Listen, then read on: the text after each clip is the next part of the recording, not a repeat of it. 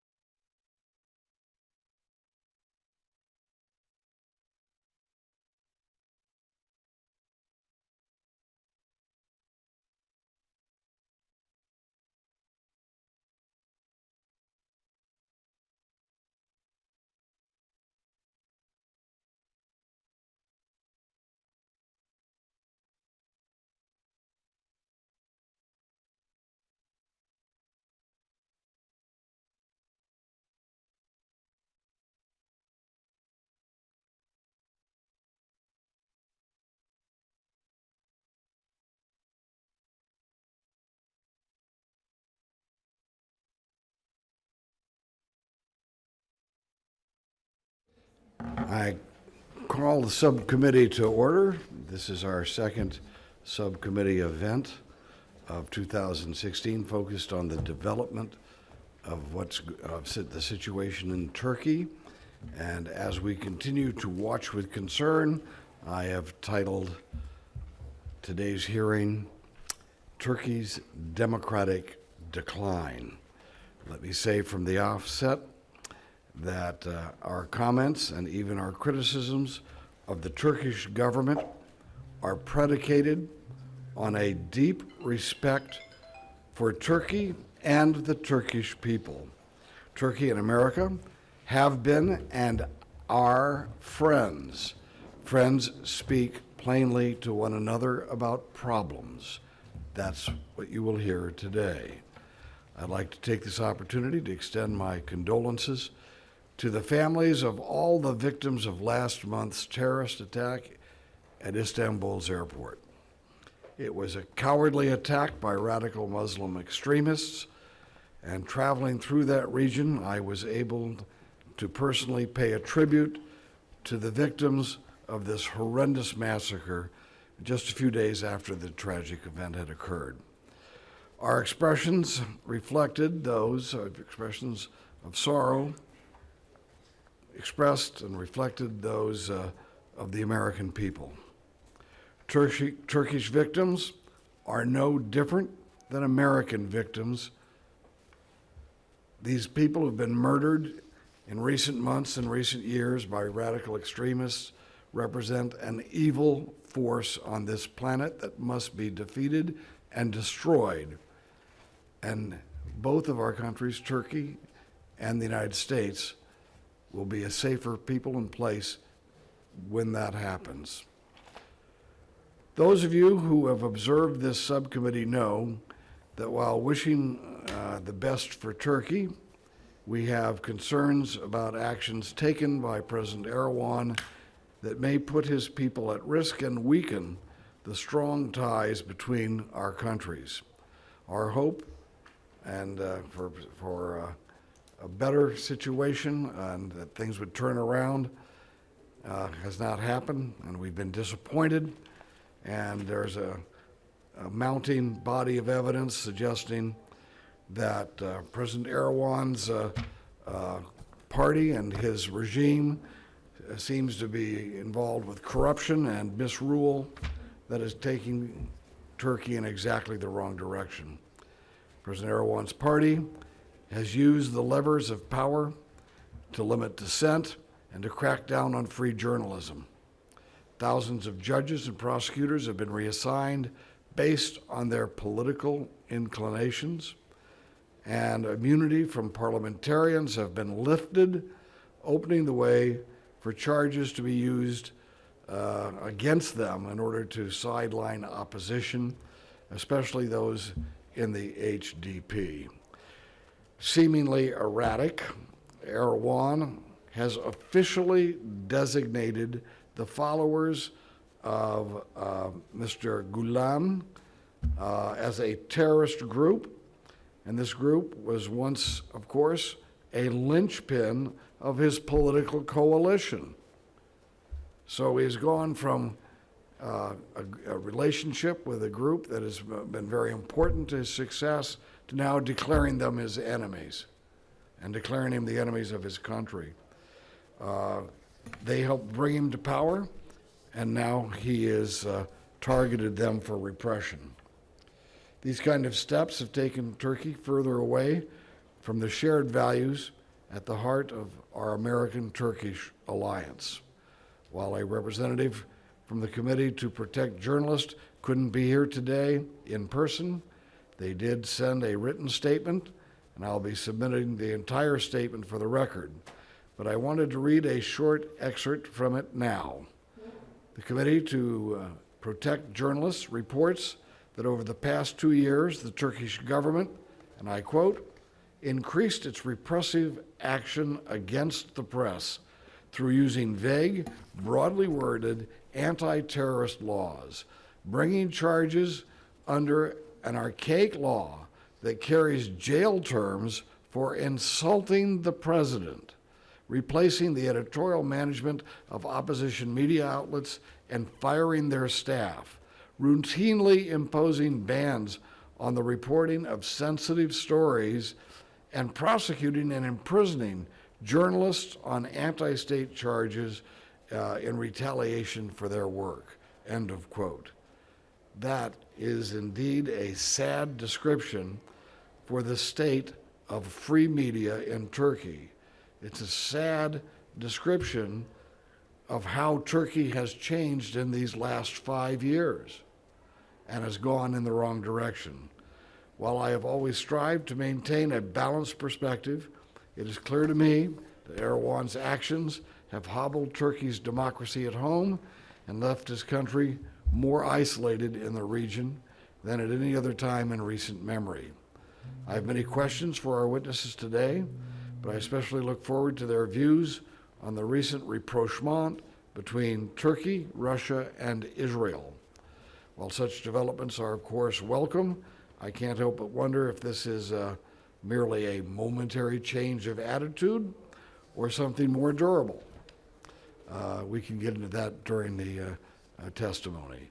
With that said, I thank our witnesses, and without objection, all members will have at least till this week, end of this week, to submit additional written questions or extraneous material for the record. I now turn to Mr. Meeks, the ranking member, to have whatever opening statement he would like. Thank you, Chairman Rohrabacher, and thank you for your remarks and organizing today's subcommittee hearing on the political trends in Turkey. As we all know, and it's, I guess, clearly indicated even by the number of individuals that's in this room, Turkey is our important ally in an increasingly complex region. And, you know, and I'm grateful, especially grateful for the opportunity to take a look at Turkey again and again and again, because that's how important our relationship is with Turkey. It is, you know, when I first came into Congress and I looked at the number of countries around in the various regions, Turkey is truly an important ally in a country that I think that we've got to work with. And as when you have friends, you should be able to talk honest and open with your friends. You know, it reminds me of some of the dialogue that we have here in the United States currently that's going on around our country. And the talk is, let's have a dialogue. And dialogue times has to be frank. So when we look at some of the trends in Turkey, we see that some remain the same since our last hearing. Domestically, President Erdogan continues to enjoy strong support, but has not veered from his push towards a presidential system. The domestic conflict with the Kurds has not abated and is closely linked with the conflict in Syria. And as a result of the Syrian war, the refugee crisis and agreement with the EU has also remained a source of strain. On the other hand, there have been some other changes, some significant. A prime minister resigned in May. Terror attacks have struck a chord of fear, detracting tourists from visiting Turkey and further crippling their economy. These attacks test our resolve, our common values in an open society, and tip the balance between liberty and security. On the international front, Turkey and Israel recently signed a broad agreement to restore ties after a 6-year break, a step that I say that I welcome. Furthermore, Turkey is looking to restore relations with Russia, reopening a needed source of tourism. And yesterday, Prime Minister Yildirim announced efforts to seek normalization with Syria, possibly presenting new opportunities for peace building and cooperation. Yet, where does that leave Turkish U.S. and Turkish NATO relations? And what can we do in Congress to make sure Turkey remains an ally and a friend and a trusted partner in the region? I believe it begins and ends with our commitment to our common principles and shared interests. And that brings us back to the democratic space in Turkey. We in Congress are indeed concerned with democratic progress in Turkey. I inquire about its state as a concerned friend. As I said, I want to make sure it is imperative to discuss the recent crackdown on the freedom of speech in Turkish universities and in the press. Tolerance in the face of domestic criticism is difficult, and regional events further complicate the situation. But nevertheless, we must fully defend the fight for academic freedom, for freedom of the press, and for the right of individuals to critique their governments. As difficult as that may be to hear, I say that here in the United States, for the people of the United States, and I say that there for the people of Turkey, that they must have the freedom to express themselves. As we all know too well here in America, suppressing these voices only leads to an erosion of democracy, a hollowing out of society, and even an eruption of conflict. And as violence spreads across southeastern Turkey and into beautiful Istanbul, we are reminded of the delicate balance between security and liberty. Tragically, these are not isolated incidents. They serve to highlight the need for a path to peace in Turkey, Iraq, and Syria. So I too want, as the chairman indicated, send my condolences out to those who suffered losses at the recent attacks at the Turkish airport. We all looked with horroring eyes as terror attacks took place there. And we wish and hope that the families know that they're undergoing tremendous loss and pain, and our prayers go up to them and their families. So I think that, Mr. Chairman, as I yield back to you, I hope that this hearing help us to understand and bring a peace that is closer to our reality and helps strengthen our relationship while we have some frank conversation and dialogue. I look forward to listening to the witnesses because your testimony is important to me understanding and learning, and I think that, you know, those who are listening to this hearing, so that we can get information out, we can share and work together, because the idea here is when we have to be critical, let's be critical. But it's not just for the sake of being critical, it's for the sake of trying to make sure that we are going to have a better tomorrow and better relationships between our countries, and we can only do that with honest dialogue. And I yield back. Well said. And Mr. Trott, do you have an opening statement? I'd like to thank the chairman and ranking member for holding this timely and important hearing. I'd also like to thank the witnesses for taking time to be here today. It seems like every time we try and hold Turkey accountable for their actions, their response is, but we're a NATO ally. Turkey certainly remains one of our allies, but that does not make them immune to honest and fair criticism. Turkey's insouciance to democracy and human rights under President Erdogan is disturbing. Just a couple days ago, Human Rights Watch reported that the Turkish government is blocking independent investigations into alleged mass abuses against civilians across southeast Turkey. These abuses include heinous crimes like unlawful killings of civilians and mass forced civilian displacement. I also remain concerned about the seizing of various Armenian churches in Turkey, including St. Girdaros in April. This is reminiscent of the events that led to the Armenian genocide over 100 years ago. And while I'm discussing the genocide, I'd like to applaud the German parliament for overwhelmingly adopting a resolution calling the coordinated campaign to exterminate the Armenians in 1915, a genocide. All of us on this panel are lucky to be able to express our ideas freely and without fear of repercussions. Ordinary citizens and journalists in Turkey, however, do not have this privilege.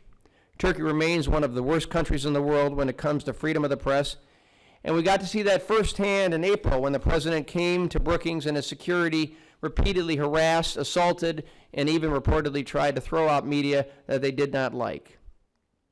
If this is how Erdogan's police act in Washington, one can only imagine how they act in Turkey. Mr. Chairman, Turkey's progress towards democracy is on a downward spiral.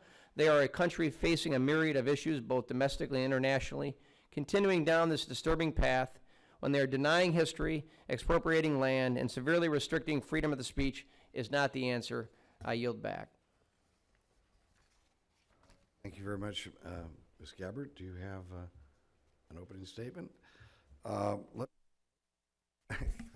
me just note that tomorrow I will be submitting a sense of the House resolution based on today's testimony, and some of the statements that you have heard and working with my colleagues, a Sense of the House resolution expressing concern about the direction of various societal trends and governmental trends in Turkey.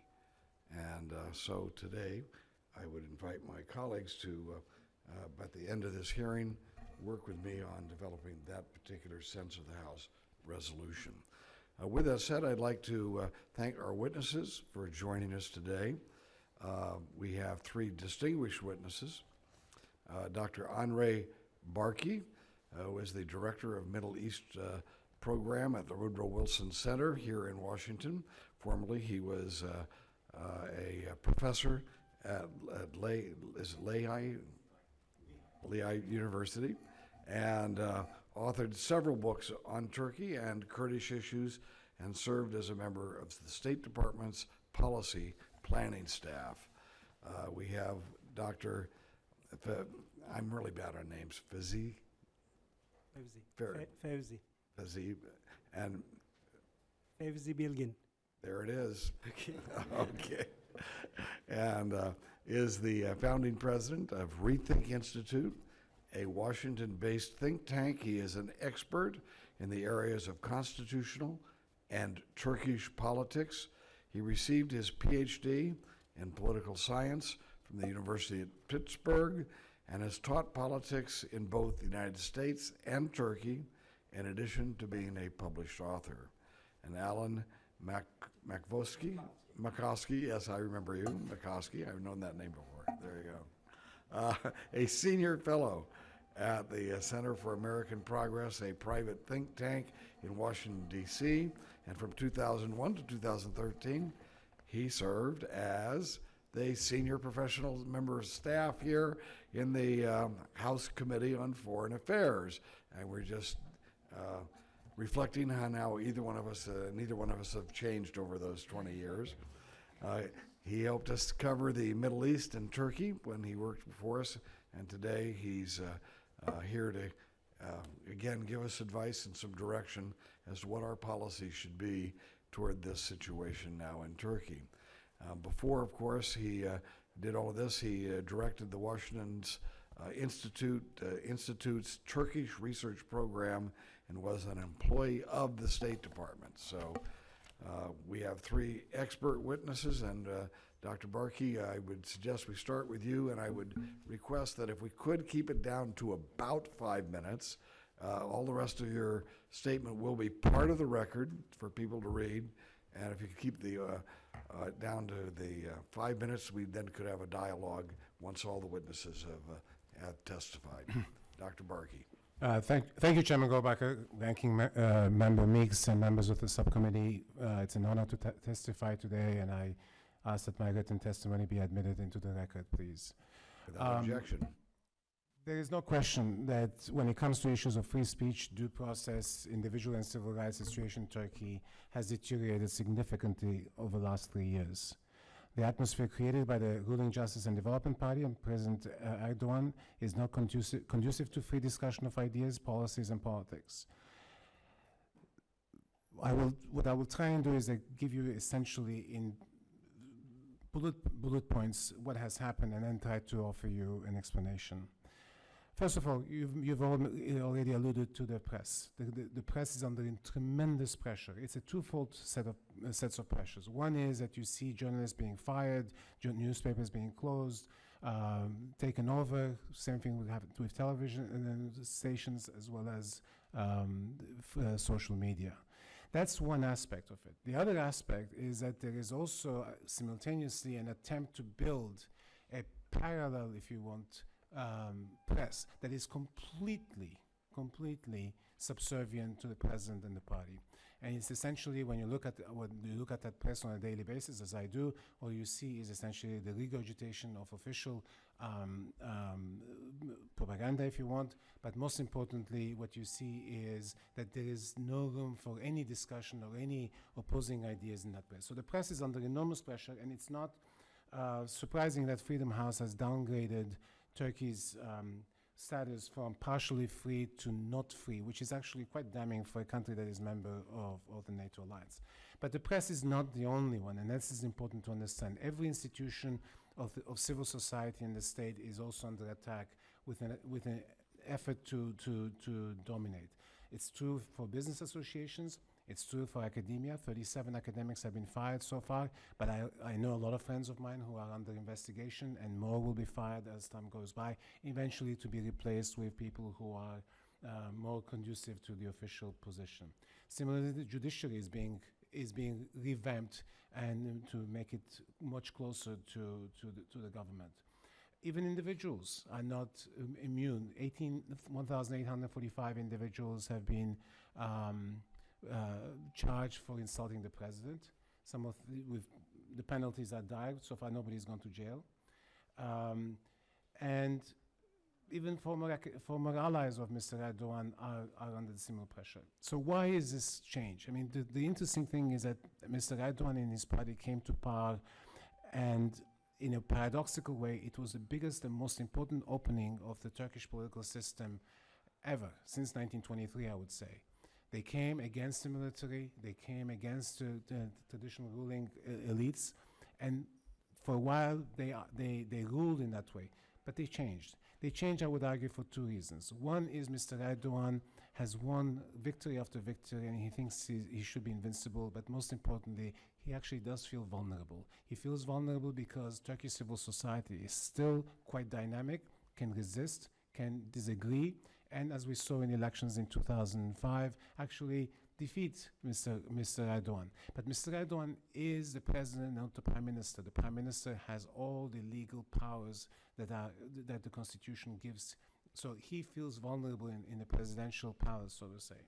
But fundamentally, I would argue, the real reason for the change is Mr. Erdogan's decision to not make peace with the Kurdish, the PKK and with the Kurds. In fact, he was making enormous progress in that direction, commendable progress. And he scuppered the peace negotiations after his own people had signed a document.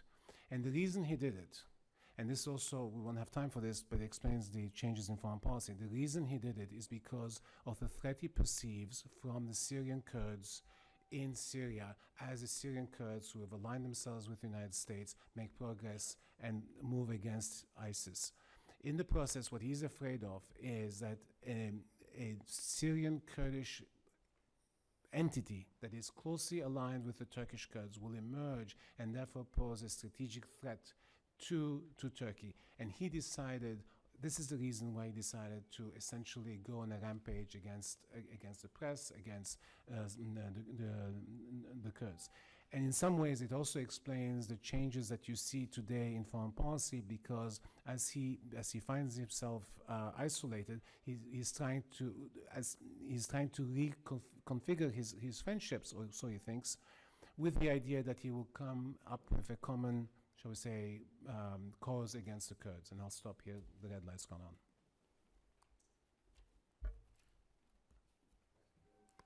Dr. Bilgin?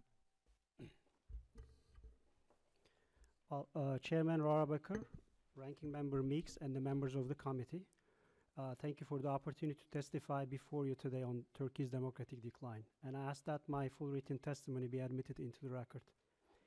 It is fair to say that all the major political developments in Turkey in the last 5 years can be attributed to Recep Tayyip Erdogan's presidentialist aspirations. A de facto Turkish-style presidential system is already in place, where Erdogan appoints and dismisses prime ministers, shapes the cabinet, packs the court and bureaucracy with sworn loyalists. The final step is to be a constitutional amendment that will set the new regime in stone. Freedom of speech and freedom of press is under fire. Thousands of journalists were already fired since 2013. There is no mainstream media left, only a few daring but small outlets for dissent. Independent media outlets are seized or censored, and social media is routinely blocked. An important casualty of Erdogan's political aspirations and Turkey's democratic decline is the community known as the Gulen or Hizmet movement. The government has targeted the movement, especially since the outbreak of the corruption scandal in Turkey in December 2013. According to Erdogan and his lieutenants, the corruption allegations brought forward were in fact an insidious attempt to topple the AKP government. They claim that this was orchestrated by Gulen movement affiliates nested in the judiciary and police forces. The Gulen movement, on the other hand, has vehemently denied these allegations, calling them baseless accusations serving to cover up the corruption. The movement essentially is a faith-based network of individuals, organizations, institutions inspired by the ideas of Turkish Islamic scholar Fethullah Gülen, who is now residing in the United States. It subscribed to a moderate Sufi version of Islam, along with emphasis on interfaith dialogue. In Turkey, the movement established private high schools in every town, most of which became nationally ranked institutions. Graduates of these schools moved on to both the public and private sectors. Many joined the government bureaucracy. The movement also launched influential media outlets in Turkey. The network showed noticeable efficiency, dynamism, defying the traditionally introverted and subdued culture of Turkish conservatism. However, the movement quickly overreached itself in Turkey. The sheer size of the network exposed it to the ill intentions of those who sought influence and leverage. A penchant for high politics in some circles seemingly undermined the message of tolerance and inclusion that characterizes the larger movement. The media affiliated with the movement, on the other hand, while promoting democratization, demilitarization of politics, and EU membership, alienated the foes of the AKP government, which in better days was pursuing those very same objectives. The reputation of the movement media was also tainted when they underemphasized the irregularities and misconduct during the coup trials several years ago of military officers, journalists, and academics. The movement in Turkey now faces blanket persecution. According to the state news agency, as of July 2016, more than 4,000 individuals have been detained and about 1,000 have been sent to jail. The detainees are from all walks of life and include businessmen, doctors, teachers, journalists, academics, philanthropists, and even housewives. In addition, the government is taking over private high schools and colleges and charity organizations that were established by the movement participants. Businesses that have financially supported those initiatives are seized on a daily basis. Many have had to flee the country to avoid detention. The remaining hundreds of thousands of individuals that are ordinary citizens dedicated to education, charity, and service and unrelated to the so-called political struggle are awaiting their fate. The movement-affiliated media has been subject to a violent and illegal takeover, including the highly circulated Zaman and Bugün newspapers and several TV stations, resulting in the firing of thousands. As an annual report published by the US Department of State attests, Turkish courts have been bowing to political pressure in the last few years. As a result, people in the movement, as well as other dissidents, do not have a chance to stand a fair trial, despite very serious accusations leveled against them. Human Rights Watch stated that the persecutions for membership of an alleged Fethullah Gülen terrorist organization are ongoing, although there is no evidence to date that the Gülen movement has engaged in violence or other activities that could reasonably be described as terrorism. But the lack of evidence of criminal activity did not prevent the government from designating the movement as a terrorist organization. This move allows the government to implement harsher anti-terrorism laws for Gülen movement cases. The Turkish government also continues to harass the movement outside Turkey. The foreign governments are pressured to shut down schools and other institutions affiliated with the movement in their countries. The Turkish government has long sought Gülen's extradition to Turkey from the United States.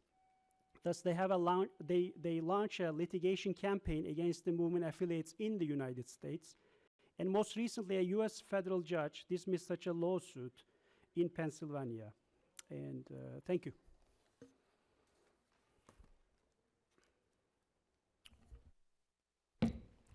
You're next.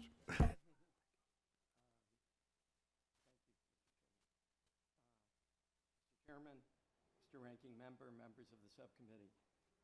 It's an honor for me to testify before you today As you said in your introduction, I worked here for 12 years as a staffer from 2001 to 2013, and knowing the... Oh, I'm sorry. Now it is.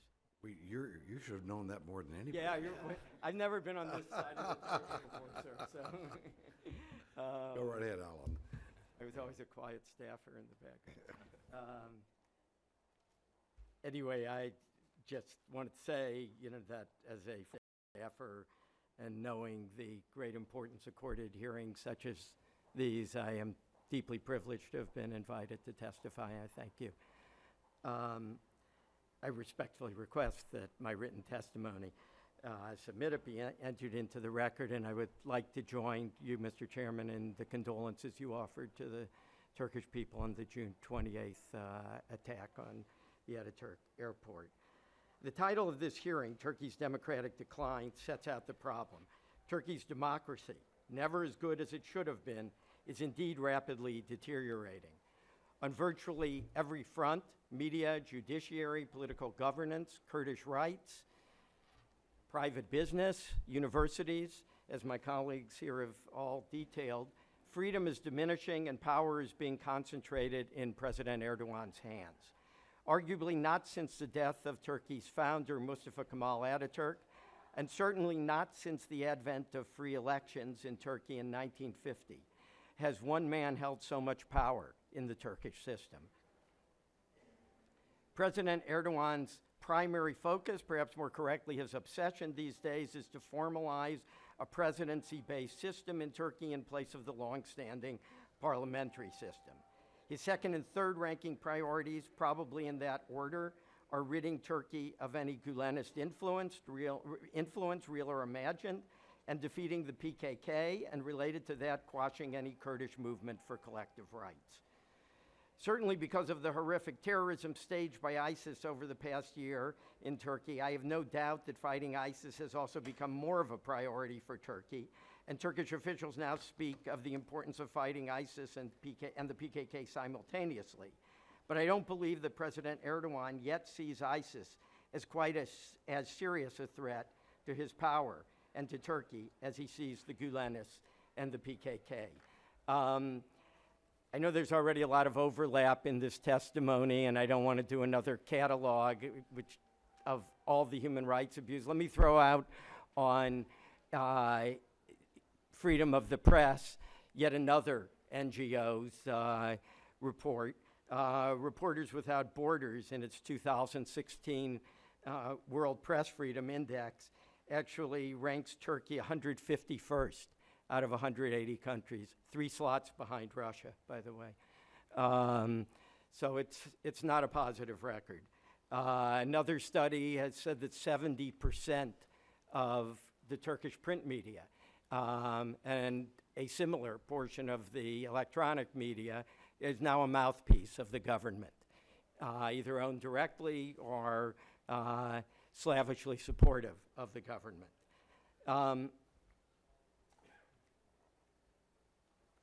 I know my time is rapidly diminishing here, so maybe, look, I'd like to say a little more about what's going on with the Kurds. I think Ranking Member Meeks, you very specifically, I think in the last hearing in February, you talked about the importance of dialogue today, and you analogized it to the civil rights movement in this country, which I'm certainly old enough to remember and to have been a small part of. Look, I think what's going on, the collective assault, the assault on the Kurds in the southeast is a terrible mistake. The PKK is not blameless. It was a mistake for them to declare autonomy in various zones, to goad the Turks. It was a mistake for them to build up their weapons during the ceasefire. But the response of the Turkish military, I think, has really caused tremendous destruction, dislocation that at one point was several 100,000 displaced persons within Turkey. It got very little publicity. And, you know, we saw some of the pictures like from Cizre that reminded us of pictures from Kobani. Again, I don't think the PKK is blameless, but I think the approach that Turkey has taken is completely wrong and has alienated the Kurdish population and made it more difficult to enter into that dialogue that you spoke about. In my written testimony, I speak a bit about what the future should be of U.S.-Turkish relations. I don't have time, I don't know if I have time to just quickly list a couple of the principles, but We'll get it in the questions. There you go. okay, I'll be happy to end it there. Thank you. All very right. My first question is, what were you just going to say? Well, look, I think first and foremost, Turkey has always been an ally valued for its strategic location. That's been the centerpiece of our relationship. The more pressing our need for access to Turkish bases, most famously Incirlik Air Force Base, the greater Turkey's leverage in our bilateral relationship. And of course, when we're fighting a war, as we are now against ISIS, that need for access is quite pressing. It can be tempting, therefore, not to say much publicly about Turkey's democratic shortcomings, out of concern that Ankara's response will be to deny us access. It is important to do our best not to give in to that temptation, lest we appear cynical about our own values and lest we dispirit those many Turks who look to us for support on legitimate issues of freedom. At the same time, when we criticize, we should criticize as a friend, as you said, Mr. Chairman, not as an antagonist. I would say that perhaps we might think of the following principles. First of all, we should be fully supportive of Turkey regarding external threats. I think it was a mistake for us to withdraw patriots from southern Turkey last fall, just as the Russian buildup was starting. I think we should make more port visits to in the Mediterranean, as I've heard requested from Turkish officials. Second of all, we should be supportive in principle, as we already are, of Turkey's right to defend itself against the PKK, which is on our terrorism list because it kills civilians.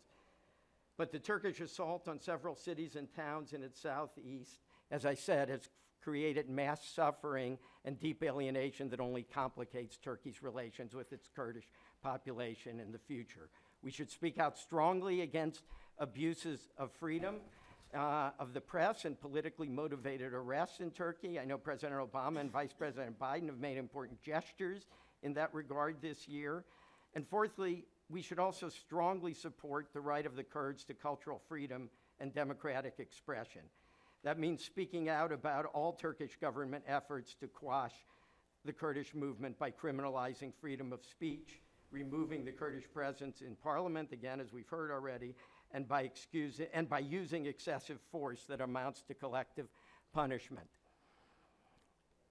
And, okay, I'll just, if I could, Mr. Chairman, just quickly add, I do think we have to prepare for a better day also. I know that NDI and IRI have some important freedom-supporting programs in Turkey, and I think it's important that those be supported.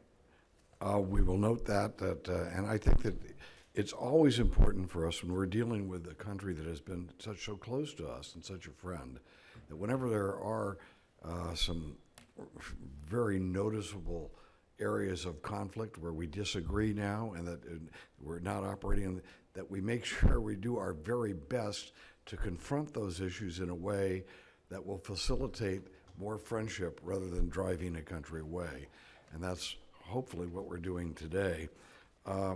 Where does the panel come down on this, the fact that Turkey now has apologized to Russia on shooting down the plane?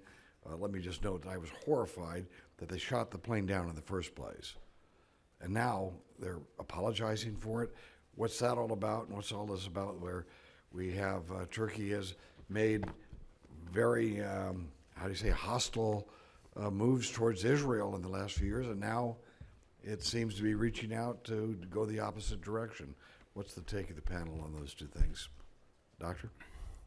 Well, I would first of all, I would say that in the Russia case, it was very clear that they had made a huge mistake and they paid a very big price economically with the collapse of tourism. Tourism collapsed because of the violence and the terrorism, but also because the Russians. The deal with Israel is actually more interesting. I don't think it's a real warming up of relations. It's more cosmetic, but fundamentally, it's not about foreign relations or diplomacy, but it's about gas. The Turks want, and Israelis also very much are pushing for a gas pipeline from the Israeli gas fields, which will go through Cyprus and then to Europe. And in fact, there's a way in which this is a good sign, because that means that maybe there will be a deal on Cyprus, that we're moving towards to Cyprus. But the unfortunate aspect of this is that this charm offensive has, especially with Syria now, has another downside. It has a major downside to it, and it is possible that Erdogan is going to double down on the PYD in Syria and on the PKK in Turkey, in a way in which Erdogan sees the PYD as essentially the most important threat to Turkey, because he thinks, because the PYD is a creation of the PKK, that you will have essentially a front, a Kurdish front. Paradoxically, the Turks, who used to be very opposed to the KRG, to the Iraqi Kurdish movement, are now very close to it. They could have done the same thing with the PYD. The PYD was looking to establish relationship with the Turks, but for Erdogan, he made a strategic decision. And all this charm offensive now, all this moving around, I fear, is for a doubling down on the anti-PYD policy, and I think that's going to be problematic for us, given the fact that we have now a relatively robust alliance with the PYD in fighting against ISIS. And that's the thing we need to watch, I think, much more carefully than anything else, which have immediate repercussions. My time is used up now, and we will have a second round. Mr. Meeks. Thank you, Mr. Chairman. Thank you for your testimony. And I just want to see if I can get some further understanding domestically what's going on. And you're right, as I was trying to identify in the past, talking about some of the lessons learned from us in the United States and what's taking place. It's the prism from which I work. So, for example, when someone tells me that the Turks are trying to pack the court, I don't get too upset at that, because we're trying to pack the courts here also. You know, that's been the big issue here. Who's going to win this election so that the Supreme Court, it makes a difference. So that I'm not upset about, but I am upset about when there are journalists and others who want to express what their views are, and that they are incarcerated as a result of that. And or when there's the big debate, which my question is now, that's taking place about constitutional reform process, of which I'm not clear on. So I know that there's some renewed talks about the constitutional reform process. I know it took place prior in 2012, and things broke down. So my question is, where are we now, and what is at stake in regards to this dialogue internally, and the prospects for greater instability internally in Turkey, and how will that affect us as an ally? Well, let me just interject here. The constitutional reform is kind of like important aspect of the last really several years of Turkish politics. As I mentioned, that it's all started with Erdogan's presidentialist aspirations. Technically, nobody know or nobody understand why presidentialism is needed in Turkey. But the first attempt to reform constitution in 2012 collapsed because of that interjection of presidentialism as an AKP proposal. And after that, several other elections that AKP and Erdogan won, and now it's on the table again. And what is being demanded, or what is being aimed, is to build up a regime which is called presidential regime, but in actuality is a one-man rule where, you know, somebody will be an elected autocrat with unbridled executive power. That's what it will end up with, and that's why it's very controversial. So the system is parliamentary system at the moment, and normally, as we heard before, the prime minister is the executive, chief executive of the government. But there was just a switch of prime ministers last month, and everybody forgot about that already, I think, because everybody knows who's pulling the threads. So, people are afraid, are concerned that, as Erdogan, as powerful as he is now, how is he going to be when he is an elected president with all these powers? So that is a major concern, and the timeline goes, either we need a constitutional amendment in the parliament or a referendum.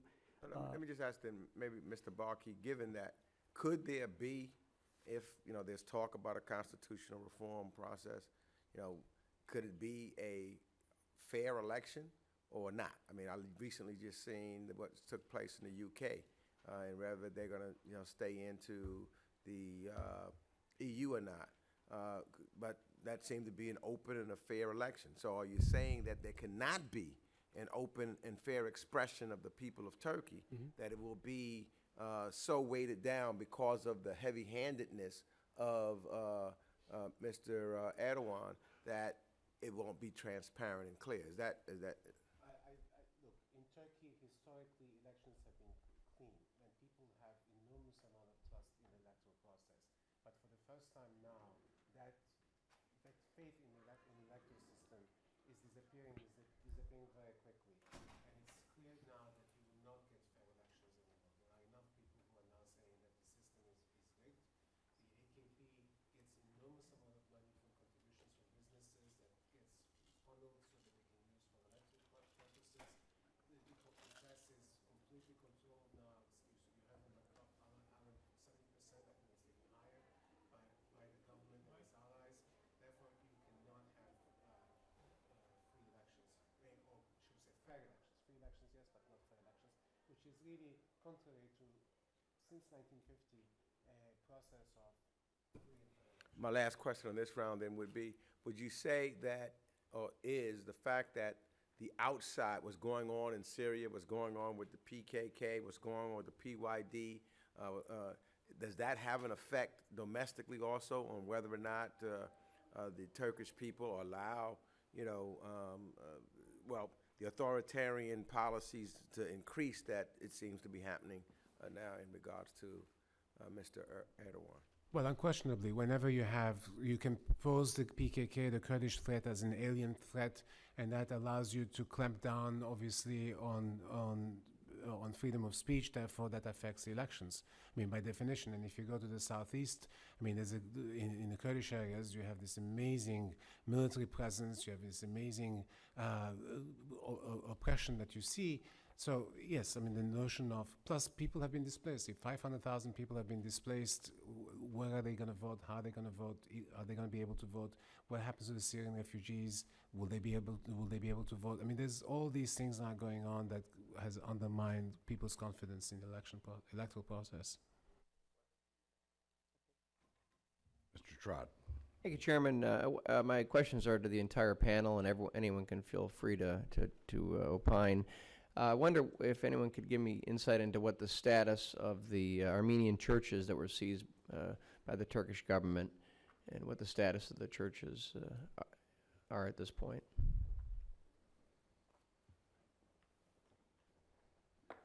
Congressman, the only one that I'm personally familiar with, maybe my colleagues know more, is the one that is located in the Sur district of Diyarbakir, which is right now the whole district is essentially closed, and no one can have access to the church, including worshipers. Okay, thank you.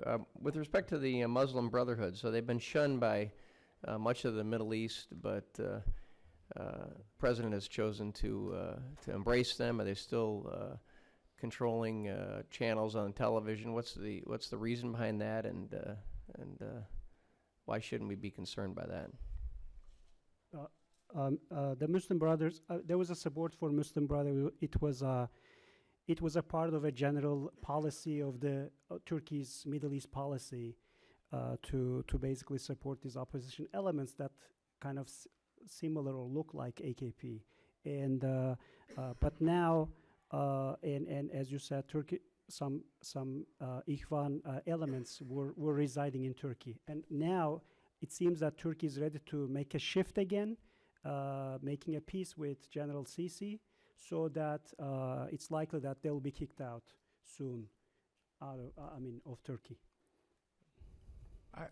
I don't think ideologically that Mr. Erdogan has changed his mind about the Muslim Brotherhood. I think he's very sympathetic to them.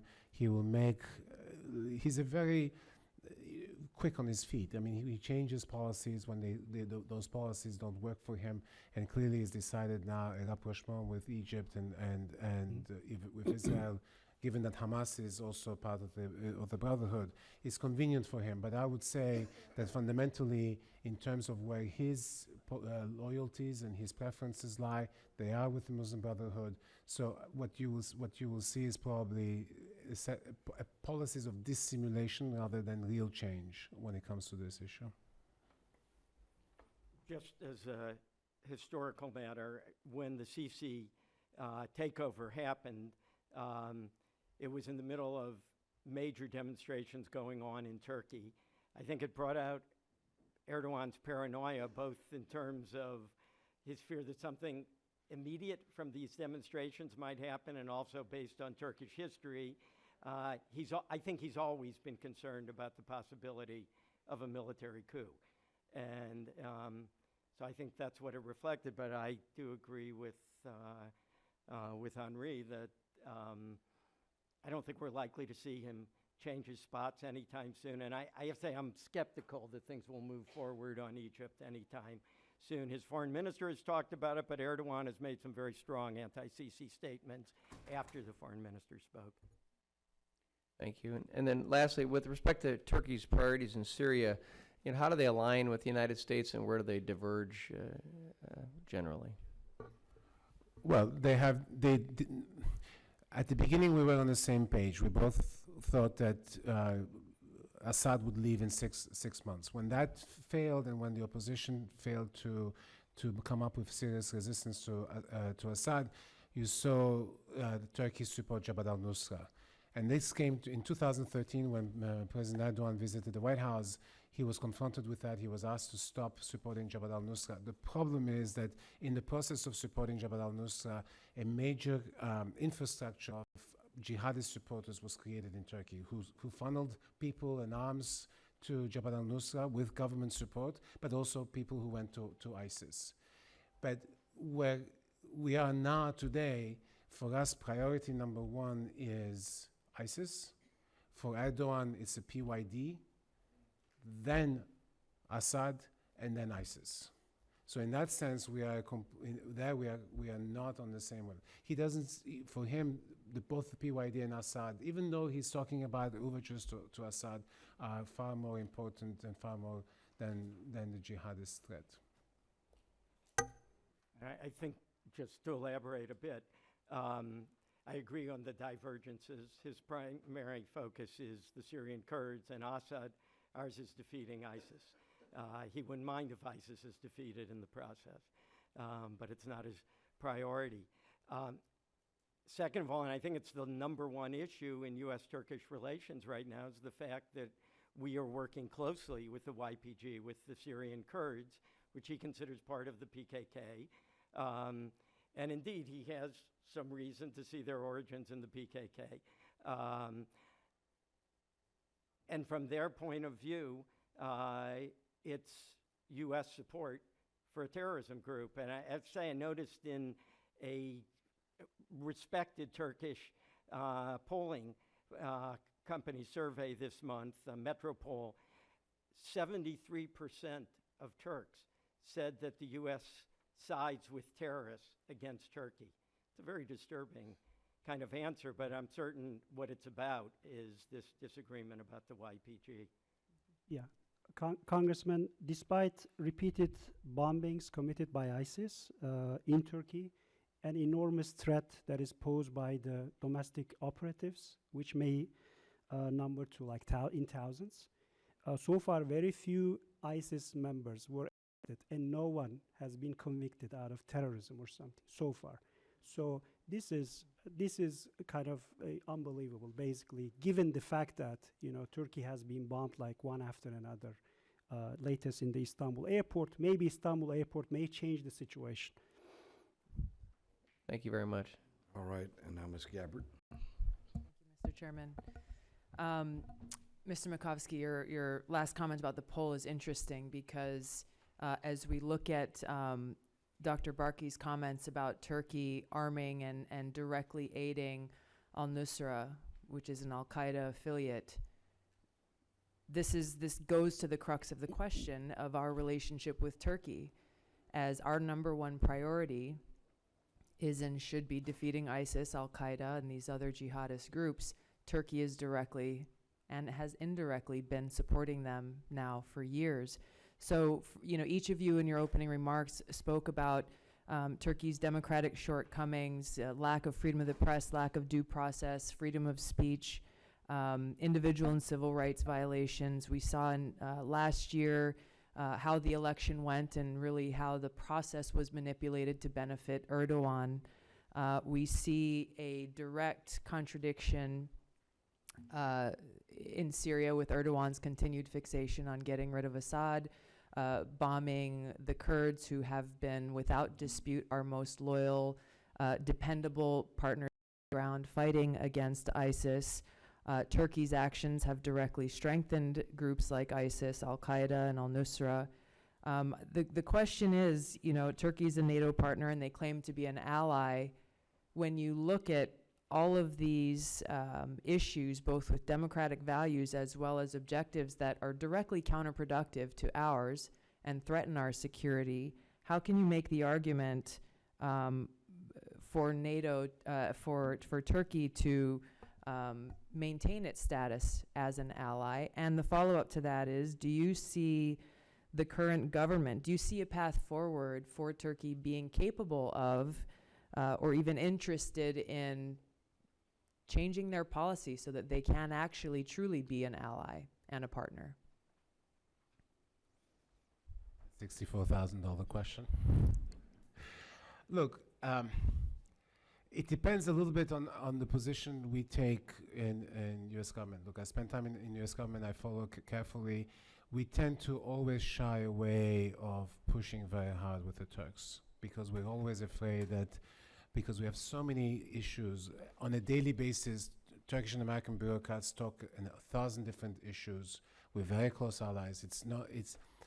And there is a constituency for this alliance in Turkey. That's the problem. I think is that before Erdogan and with Erdogan, we have very rarely stood our line. Let me just say, look at Putin. Not that I want to praise Putin here, but he stood his ground with Erdogan, and then Erdogan had to essentially capitulate. It reminds me what an Arab diplomat told me in Iraq this year, said, we hate what Putin does, but we love the way he does it.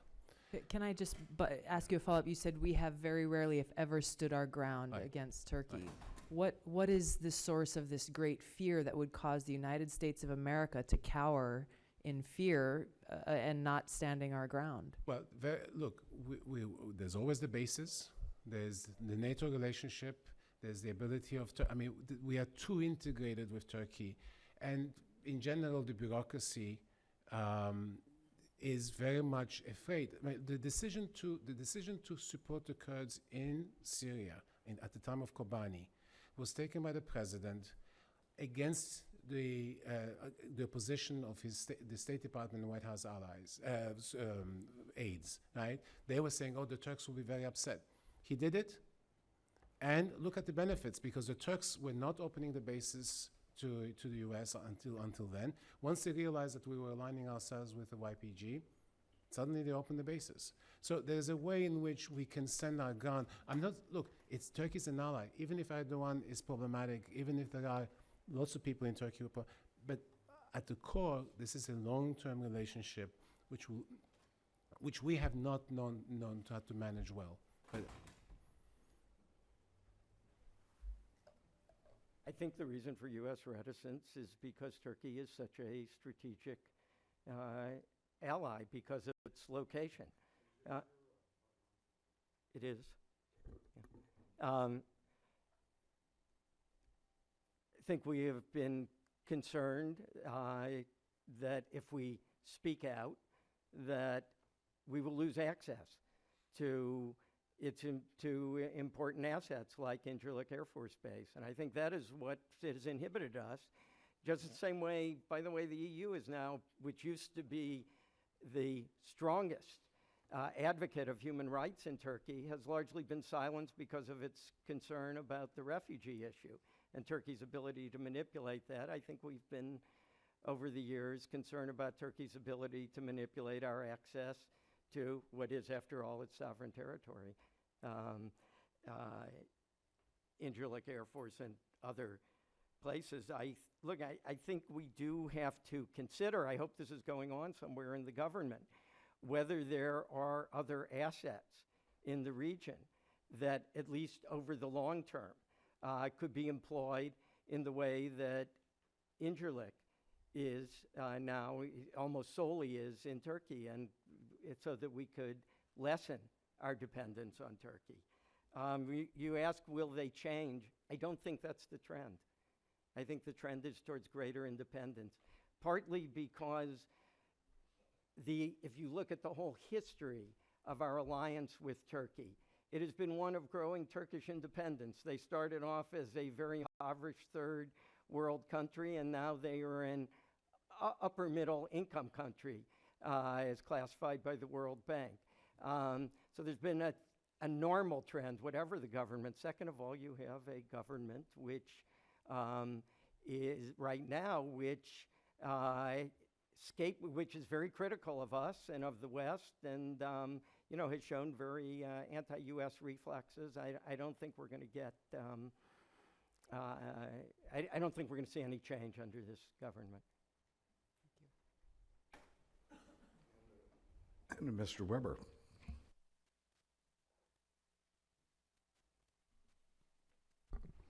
Thank you, Mr. Chairman. Can we turn the air conditioner down? Can we turn the air conditioner down or on?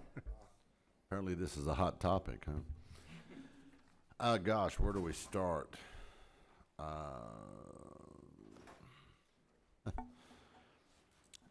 Mr. Makovsky, is that how you say that? Makovsky. Okay. Alan will be sufficient. Okay, just call you. Well, you don't care what we call you. Just call you for dinner. So you said something about the Syrian. His main concern, Erdogan's, was the Syrian Kurds, and was it ISIL or Assad? You said. Erdogan's main concern. Correct. Erdogan's main concern, I think, right now, is the Syrian Kurdish movement. Okay. But closely related to that, it is getting rid of Assad. It is Assad. Assad, yes. Okay.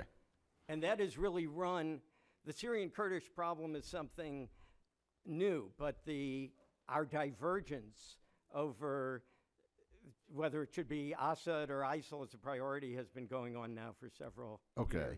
And then I came in late, so some of this may be redundant, forgive me, but one of you said, and I think it was you, that a respected polling institution in Turkey, was it Metropole? Did a poll, and give me the results of that poll again. Yeah, they asked, I'm getting this approximately right, in the fight with terrorism, who do Western countries like the U.S. and Germany side with, Turkey or the terrorists? And 73% said This was in Turkey? Yes. Inside Turkey? 73% said that we side, the West.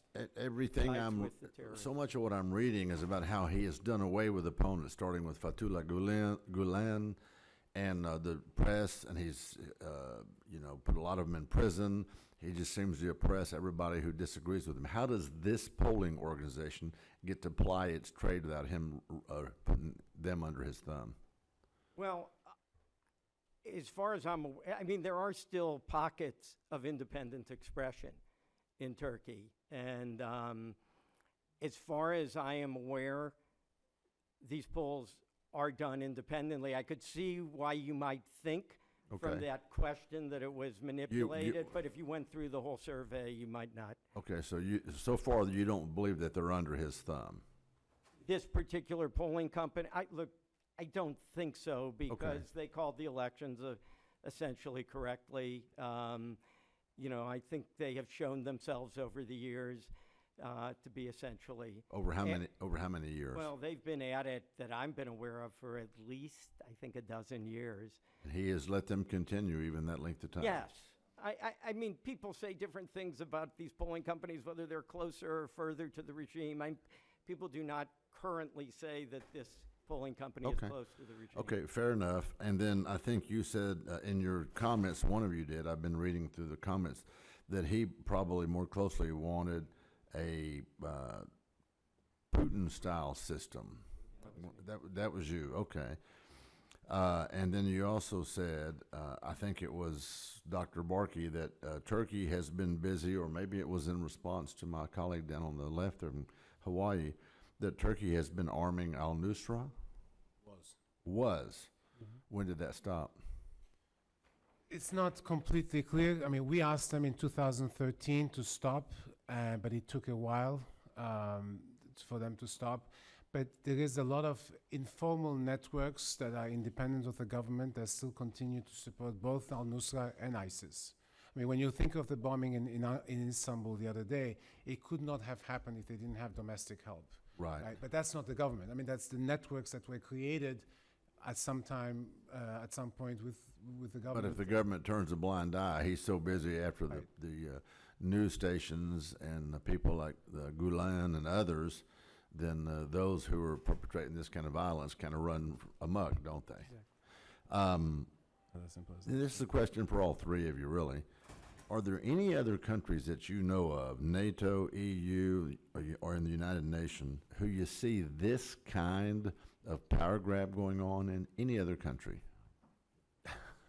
Power grab, in other words, where they're shutting down the press, they're doing away with all the dissidents, they're getting their own crony. Unfortunately, the list is quite long. Okay, nothing in the list is quite long of people or countries. Countries. I mean, or leaders in countries where you see this. You see this same kind of action that you see from Erdogan in other countries. Name one. Hungary? Hungary. Okay, there's one. Name two. Venezuela during Chavez. Venezuela. Okay. Still. Now, don't miss my question. In the EU, in the UN, or in the it was the EU, NATO, EU, or UN. Any of those countries. I mean, UN includes everybody. So you can go Zimbabwe, you can go, Ethiopia. You can, there's a whole series of countries. You're not going to run out of countries. This level Oh, yes. of corruption, Yes. you would equate those. It's interesting. There is a rising trend of authoritarianism in the world at the moment too. So Okay. that's maybe Mr. Turkey is part of that. It extends even to Hungary, which is heart of European Union. So y'all's testimony today is that you don't put Turkey at the top of that, that you can equate those with other countries. I think, Congressman, if I could. Yeah, that's a question for all three. I think that Reporter Without Borders ranking that I mentioned is very useful in that regard. There's no other NATO or EU country listed below Turkey. They listed them 151st out of the 180. Yeah, 3 behind Russia. Is that what I Behind read? I Russia. came in late, so I didn't hear your That's testimony. correct, 3 behind Russia. 3 behind Russia. Yeah. So I'm not an expert on Hungary, Okay. but and no doubt, I've read enough about it to know there are some authoritarian trends going on there. But in Turkey, Okay. I think it has reached very severe proportions, particularly recently with new laws that will increase his power over the judiciary and possibly over private enterprise as well. Okay, and Mr. Chairman, I'm out of time, and if you're in a hurry, I have one other question. Go right ahead. Actually, I've got 3 other questions since you opened the door. He was easy, wasn't he? So there was a 16-year-old, in one of your notes, 16-year-old boy who called him a criminal or something. A 15-year-old boy. Thief, yeah. 16. 16-year-old called Erdogan a thief, and he wound up in jail. What's his status? No. He was released. If I recall correctly, he was never, it never actually came to trial, but I believe he was held in jail for 4 days. Are y'all, are the two of you aware of that case? Yes. Am I right, 4 days? That's what I remember. I'd Dr. be happy Another to check. case, I don't know that case, but I know other You don't know the cases. case. So from what you've heard Mr. Makovsky said, is that a travesty? Oh, yeah. I mean, 1,845 people have been prosecuted for insulting the president. 145. Now, I also read a quote where, who was it? It was Erdogan said to the Organization of Islamic Cooperation meeting in Istanbul, and you may have quoted this, Mr. Makovsky, so forgive me if it's redundant. He said that Westerners, quote, look like friends, but they want us, speaking about Muslims, dead. They like seeing our children die. Is that on video? Good question. I've not seen it. I read it in the Turkish press, in both Turkish and English. Okay. I quoted the English quote that I used came from the Turkish press, the English language Turkish press. But I don't know whether it's Okay. on video. And does that... Could I add, Yes, sir. on the issue of the Article 299, which criminalizes insulting the presidency, I just thought maybe if I could just quickly give you a little context. That is not an Erdogan creation. That has been there since the mid-1920s, that law. It's been forever in the books. But it does seem Erdogan has used it far more frequently than any other president. And just as a point of comparison, and this is based on another NGO study, his predecessor used it 139 times. His predecessor saved 26 times. He's been using it on an average of over 3 times a day through March 1st. All right, That thank- 1845 figure was through Thank March you, 1st. Mr. Chairman, for your indulgence. And that's a All Turkish right. government figure. Thank you. I yield All back. right, is the intent of the chair to have a second round? And I will proceed, and let me just note that from what we've heard so far and what we came into this room understanding, there seems to be a very negative trend going on in Turkey that we have tried, and we've had several hearings. We're trying our best to reach out and try to let the people of Turkey know, let the government know that the United States and the people of the United States are grateful for the friendship that they've shown and really are grateful for the role that Turkey has played over these last several decades. However, that trend is very easy to see. There is a cycle of tyranny and a cycle of radicalization that seems to be going on in Turkey that is frightening about where that could lead.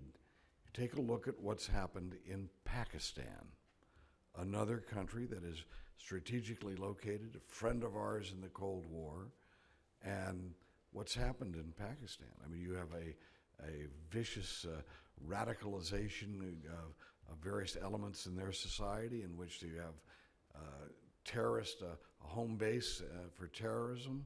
Not only in their own country are they repressing their people and radical Islamists, but also engaging in terrorist acts that might even be traced to the Istanbul airport, for all we know, because they have been immersed in this, but yet trying to reach out to Pakistan. We still give aid to Pakistan, even though they're doing this stuff. So I do not believe that what's happening in Turkey is going to lead to a dramatic, departure of our relations, but it might evolve into something that's a nightmare, like is what's happened in Pakistan and our relations today. Let me ask this question of the panel. Does anyone in the panel have any information about or believe that Turkey was involved with taking weapons from Libya and sending them to Syria? Anyone in the panel know anything about that? I'm just probing here. I've heard that charge made, but I All right, can't but produce nobody has any direct information about it. Let me just note that There are other, it would be a disaster for us to lose Turkey as a military partner, but there are other countries around that have air bases in that region. Erbil itself could serve as a base for a military operation. So could Kuwait, and any number of countries right there could provide what now is provided by Turkey. What would be bad is to make sure the dynamics that are created by such a large country with significant and people going in the wrong direction. So with that, let me ask this. And one of the things that I find just, it's hard for me to understand this, but it's happened in other countries as well. And that's when you have the president of this country, now the former prime minister, now the president, whatever we want to call him, his whole political base was established with the Gulen movement. Am I pronouncing it right, Gulen? The Gulen movement, and as far as I can see, and I've studied what they believe, and I've talked to some people in that movement, they tend to be people who have high values and are looking for a more open and, tolerant Islam that would be a very admirable type of, it'd be, and by the way, it would be the equivalent of the Rotary Club in the United States. In the sense you got people who have a philosophy of helping other people who also are politically involved and involved in community efforts to help people. How is it that the Gulen movement now has been declared public enemy #1 by the man who they were actually helped put into power and over the years have been one of his chief sources of support? How did that come about? I would like to say something about the Gulen movement. I mean, the Gulen movement, I agree with you, has an image of tolerant Islam. Yes, they were allied with Erdogan. They helped. They staffed when Erdogan came to power. He did not have the personnel, and it's the Gulen movement that staffed it. But the Gulen movement also was if you ask the Kurds, the Gulen movement was very hard on the Kurds. Because Gulenist judges and prosecutors unleashed lots and lots of cases against Kurds that are still continuing today. There are people who went to prison for nothing. I mean, I just met with one of the most important lawyers in Diyarbakir a few weeks ago. He spent 4.5 years in jail. You know why? Because he was at the demonstration. 5,000 people behind him opened the flag, the PKK flag, and the judges and the prosecutors said, "Oh, you're a member of the PKK because you were standing 5,000 people ahead of you." But is that the Gulen movement? Or is and that he played, well, this is why I'm, okay. And he played, if you go and ask the Kurds, the Gulenists were very, very hard on the Kurdish nationalist movement. There were many ways they were very good. They brought in very good stuff, but on one issue, they were very, very hard. So it's not a completely, we have to also acknowledge what was wrong with them. The reason he turned on them is because he thinks that, and there's probably enough, he may be right, that the Gulenists actually exposed the corruption. I mean, the people who leaked those tapes of Erdogan and the money issues, he thinks are Gulenists. And today, the irony, of course, is that when he came to power and he aligned himself with Gulen against the military, today it's he and the military against Gulen, so the alliances have changed. But this... So the Gulen movement, ended up exposing some of the corruption that was part of his That's what he entourage. thinks. And it should be added that this is we are talking about quite a large network, or was large in Turkey, and it was influential, especially in media. For example, one of the things that I would like to mention is now that Cihan News Agency was seized by the government, we don't have a watchdog to actually follow the elections. That was the only one. Now you're going to learn the election results from State News Agency. Whatever number they put up, it would be the number. But it was always checked against Cihan News numbers before. Since it's a large network, as I said, it has, because of that, it has usual shortcomings. Like, it's a diverse network. There are nationalists. There are more pious, less pious people. There are more secular, less secular. And And there are people who are just minding their business about like teaching, opening schools, and so on. And there are others who are more interested in politics, right? So it's hard to define where it ends, where it begins, and how a judge or prosecutor is basically considered a part of it while they themselves reject it and so on. So there are all these shortcomings, and I think nobody can really solve that. And even the movement itself, the spokespeople and so on, cannot really address some of these questions. So, but in the larger picture, especially outside Turkey or something, the movement is known by its more like dialogue, activities, education activities or something, and that seems to be the core of the movement and movement message, rather than what happened in the last few years in Turkey in the political scene. Go right ahead, comment on that. And I'll- Sorry, let me say two good things about the movement and one questionable. First of all, I've never seen a shred of evidence that they support anything other than peace. So the declaration of the Turkish government that the Gülenists are a terrorist group is absurd. Second of all, in their schools, they've taught science and mathematics.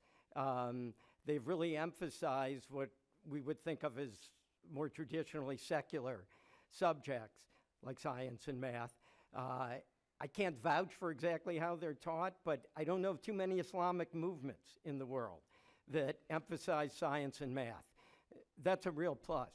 Where I think the failing has been, and again, this is not provable, but I think many followers of Gülen, many Gülenists acknowledge that a significant minority of the police and of the judiciary were Gülenists because they wanted to be part of those organizations and exercise power. And I think there is evidence, circumstantial evidence, that they did act corporately sometimes, and particularly in the anti-military trials that went from 2008 through 2011 with manufactured evidence. And It seemed to me from just a distance that the Gülenist movement is somewhat like the Masons were in our country's history, back in the founding of our country. They were idealistic people who had an idealistic philosophy, and again, somewhere between the Masons and the Rotary Club. And I think With schools. and just one last note here about Turkey, and I'll have a closing 1 minute statement. Mr. Meeks. Thank you, Mr. Chairman. It's good conversation, and as I'm listening, I'm just thinking in my head that things are always complicated. And I always try to tell my children sometimes, as we are right now with what's going on in America, try to look at something from somebody else's point of view, turn it around. And I, as I've said in my initial still really concerned when I see the human rights groups and others denying individuals the opportunity to talk, et cetera. But at the same time, I understand that some of the interest that the Turks may have is different than what our interest is, because they're in that region. We're not. I also understand the Turks not necessarily just doing exactly what we tell them because it's just in our interest, and them not seeing it being in their interest, just as I don't expect someone to tell us to do what's in their interest if it's not in our interest. So that happens between countries at times. And so when I listen to, the difficulty to the Turks, when you talk about the PKK, to them, they're Daesh. That's their #1 terrorist group. Not to us, because they're not to us, but to us, it's those folks in Syria and Iran who, I call them Daesh because I don't call them an Islamic State. They're not an Islamic. They don't practice Islam.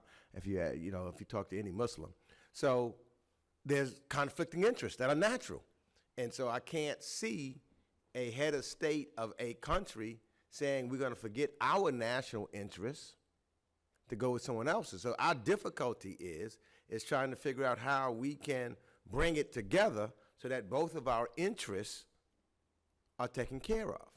So, what am I asking? I mean, I go through this with another country all the time, and maybe I'll ask Mr. Makovsky. And we have this dialogue with the chairman all the time. The other big country that we've got conflicts with right now, say, is Russia. And Russia has different interests than we do. Russia, though similar to Turkey, had an individual that was the prime minister that decided he wanted to be the president. And all of the power shifted. Russia is not with us, we're not with them when they went into the Ukraine. So the first question is, what is the difference, if there's any, because I'm trying to figure out how to deal with both of these countries, between Russia and Turkey? I think simply put, Turkey is an ally, Russia isn't. Turkey is part of the NATO alliance, and part of that alliance is supposed to be dedicated to freedom and democracy, a core of that alliance.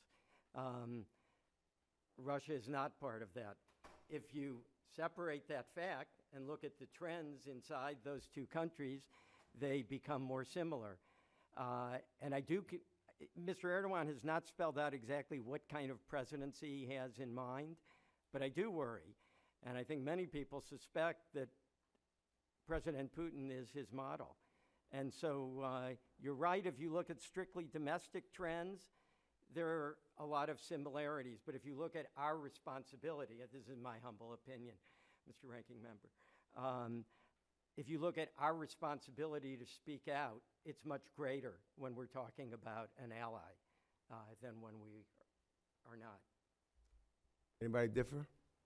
Well, I would like to say that when we look at the larger picture, the political system of Turkey and the people, the public opinion, which may be manipulated, but still is very much kind of embedded in Western alliance, NATO, and European Union. These are hard facts. These are difficult to change, even for a strong person as Erdogan, as he is now, right? So there are two ways to look at this. Sometimes when I follow the developments in Turkey, I just see symptoms of state tradition in Turkey. State tradition in Turkey is a very powerful tradition, which was never democratic tradition. It's always bureaucratic, always prioritize state over the individual. So that has been going on for hundreds of years. It's not going to change quickly, as far as I see. But we can see the anomaly at the moment that we are facing as a phase in Turkey's political advancement, or we may see as a breaking point. It didn't break yet, okay, but it may break. I think these next couple of years or so will be very critical. Let me just ask this then. So what I'm trying to get at, is there a way, just like our priority is to make sure we get rid of Daesh. Now, is it such a priority for the Turks that the PKK don't exist? And just as we want to get rid of Daesh, they want to get rid of PKK. They're saying, based upon, that's what I'm hearing, based upon the poll that you had, they're saying, well, we want you, United States, to help us get rid of the PKK because they're terrorizing us. And so how do we, so there's a balance back and forth, as opposed to, they're saying, okay, we're allies, but we need you to help to get rid of our terrorists. Now, I'm hearing at another point that we need to push back, so we should side with some of those folks that might be against them to shut them up a little bit. So where do we get to a balance? On the PKK issue, remember, the difference between Daesh and PKK is, in the case of PKK, there's an original sin. The original sin is that you've had a Kurdish problem in Turkey that was unacknowledged, repressed very, very violently over the years. Nobody talked about it. We never talked about it until the PKK emerged and made it essentially an issue. And this, by the way, is something that Erdogan recognized. After all, he sat down, he had his government sit down with a PKK leader who's imprisoned in an island in Turkey, right? And they negotiated a deal. So he decided to renege on the deal. And now, and we have been his allies in the sense that we've been fighting, we've been helping him on the PKK issue, and we continue to do so. But he essentially reneged on the deal. It's not like Daesh, in the sense that he made a deal. He could have gone ahead and finished the deal, and we would not be talking about these problems now. He made his own decision. Fair enough. But that's why I said we should be able to push back and maybe and help maybe be an intermediary. We can push back. The important thing to understand about Turkey, though, I mean, this is from the tone of the hearing. Look, this is a country that is very divided at the moment. And it's a country where you still have, despite all the pressure, a very a civil society that is pushing back, that's fighting back. Those are our allies, right? And But these are the all people. countries are very divided. The United States is I know. very divided. I know, but what I'm trying to say, the impression that we're getting here is that Erdogan has complete control, and I'm saying he doesn't have complete control yet. So the fact of the matter is, we don't have a substitute. Kuwait and Erbil are not a substitute, Congressman Rohrabacher, to Turkey. I mean, Turkey is embedded in NATO. Nobody else is going to replace Turkey from that They're that perspective. important. From that perspective, right? So, but we have allies in Turkey that we can work with, even if Erdogan is problematic. But we need to hold to our principles and to our policies when we deal with Erdogan. Similar to we should do in Russia. I mean, Absolutely. there are two big Absolutely. countries that are important that we Absolutely. can't ignore. Absolutely. We can't ignore Russia. We can't ignore Turkey. Right. That's my point. You sound like- The balance is very difficult, but you're absolutely right. It has to be a cornerstone principle of ours that we oppose the use of violence for political ends. So we are correct Absolutely. to oppose the PKK in that regard. But I think we do have to acknowledge that Erdogan Erdogan came around to negotiating with the PKK, indirectly, but almost directly. And he seemed to be the one that reneged on the deal. That doesn't justify the use of violence, not at all. But I think that context is very important. And I just maybe, if I could add, why did he renege on the deal? In my view, the emergence of a Kurdish political party that opposed his presidency plans, I think, infuriated him.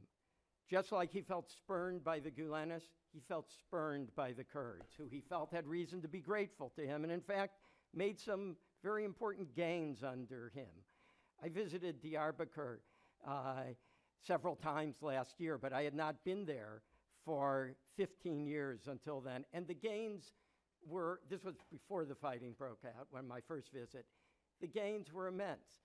He felt they owed him gratitude. I think when this party emerged, that contrary to his expectations, opposed his presidency ideas rather than supported it, I think he decided to unleash the furies. Well, thank you very much, and I'd like to thank the witnesses. I'll just have a very short observation, which is, of course, the prerogative of the chair. But would you like to have a final 1 minute? I just- Go right ahead. Again, just thanking you. Very insightful. And I thank the chair for having this hearing. I think that in the next few months, we should have another one. And hopefully, in January, when I'm the chair, we'll have another one. I'll be the ranking member, what? But I just want to thank you very much because, this kind of dialogue is tremendously important for us to air out, for us to think about as we move forward. This stuff is not easy. It's not simple. It's complicated. And, as many people as I talk to about they're on one side or the other, very similar to here in the United States. If you come and you just went to one particular state, you'd think that the United States is all one way, then you talk to someone else and you say, oh, no, it's another way. And this kind of dialogue is very helpful. So, Mr. Chairman, I think that this committee and the hearing is very timely and very important to looking at what we're doing on the Foreign Affairs Committee and Foreign Policy. Yes, I think, and Mr. Meeks and I have a very good relationship, and I think it's exemplary of our Foreign Affairs Committee, and that we are able to do things. And I would remind Mr. Meeks and other members that we will be trying to put together a sense of the House resolution expressing concerns over the trends in Turkey. Not condemnations, but expressing concerns over the trends in Turkey.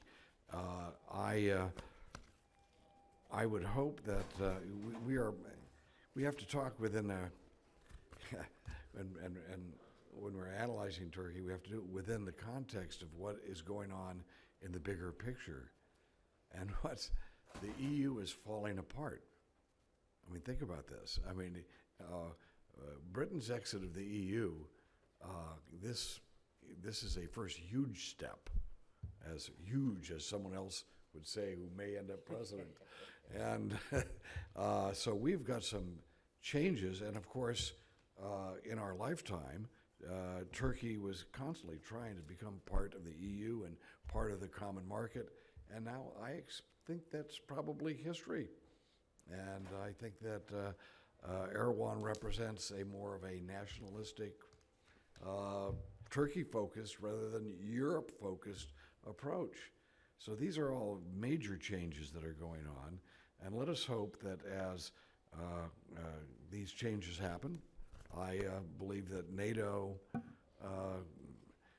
when we have, if we have a new president, if it's Mr. Trump, I would expect that NATO and the EU alliances will become less important, and that individual deals and relationships between countries respecting that each country has its own interest at stake, but trying to find a common ground where people can act together, that will replace some of the more systematized approaches that we've had since the beginning of the Cold War, and the Cold War is over. So with that said, whatever emerges in this new era that we're putting in, Turkey will play a very significant role. It's right there in the middle of everything. So we take it very seriously. We respect the people there. We are concerned that its trend line, and by the way, just one last note, it has been my experience that whenever the suppression of the press goes up, the level of corruption rises at the same rate. And if we have a suppression of various political elements in society in Turkey, and we have a suppression of freedom of the press, you can expect that there will be corruption as a result, and it will not bode well for the people of Turkey. Well, we're on their side, and I now hold this committee adjourned.